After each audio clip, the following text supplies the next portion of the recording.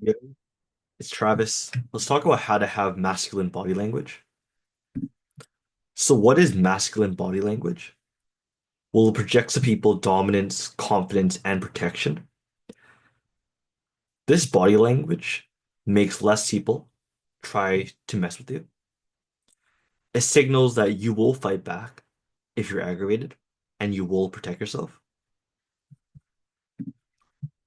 And principle one, in order to develop this type of better body language, is starting off with standing. What is your neutral posture?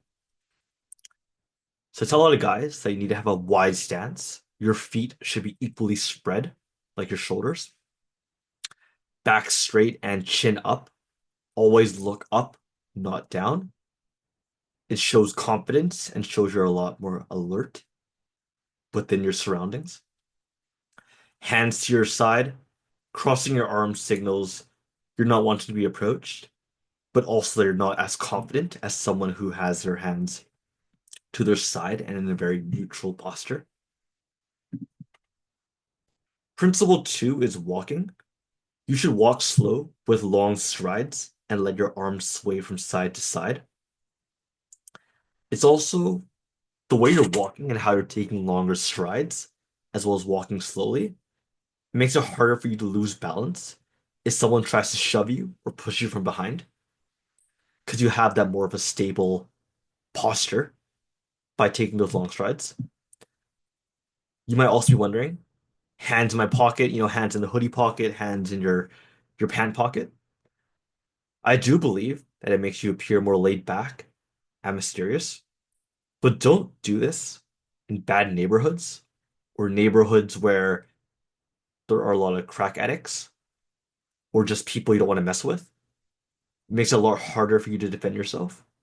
So if you're in those neighborhoods, hands side to side, sway your arms, because if someone does try to attack you, you're a lot more ready when your arms are swaying compared to being in your pocket. If it's in your pocket, it takes a few seconds for you to get your hands out to defend yourself if someone tries to throw a punch at you. Principle three, take up more space, whether it's resting your arm on the chair next to you or spreading your legs while you sit. You might see this in a lot of movies with TV stars and just in general, like, with animals too. When you're able to make your presence known, that shows confidence because when you're trying to look smaller or look more timid, it showcases that you're not as confident because you're not willing to be shown and not willing to take up more space than what you deserve. This is the reason why girls try to appear smaller and why men try to look big in front of the girl. It's a sign of masculine dominance and protection. So, principle four is staying alert.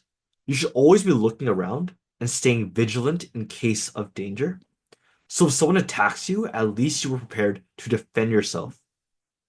So walk with your hands out and not inside your pockets.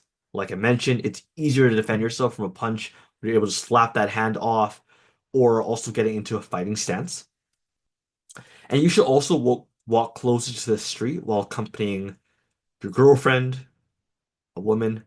It's just chivalry, common practice of a man. Principle five is wolf eyes.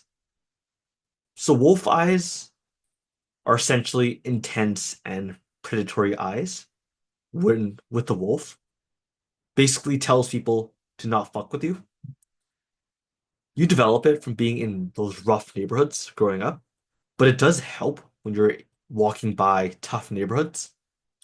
People are likely to stand clear of your way because of the eyes you give, as well as when you're looking around having types of eyes, people think twice to think, because let's say this, let's say like you're trying to jump someone, right?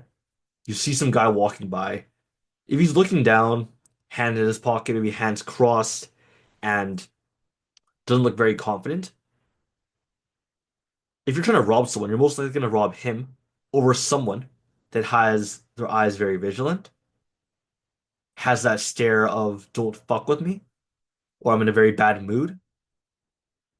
Because People that attack the weak or the ones that are very timid, it's because they think they can get something off of them very easily.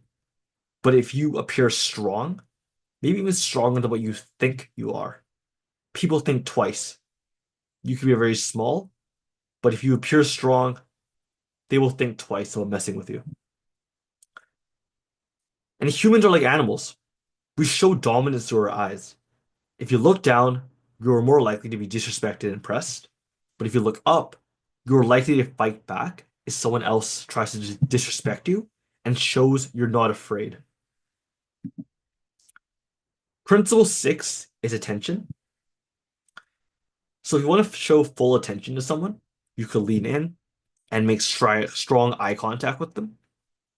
But if you want partial attention, you could lean back and you can look around, then go back to their eyes.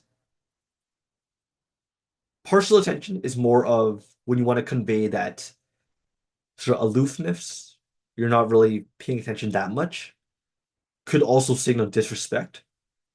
But the amount of eye contact shows how invested you are in that person and in the conversation. So keep that in mind. And principle seven is to use your hands. So use your hands to emphasize those speaking points. It makes people trust you more and helps you convey key speaking points a lot more easier compared to if you just use your voice and don't enunciate your words and just talk with the one flat tone. But yeah, that's all I have for today. I'll catch you guys in the next video. Peace.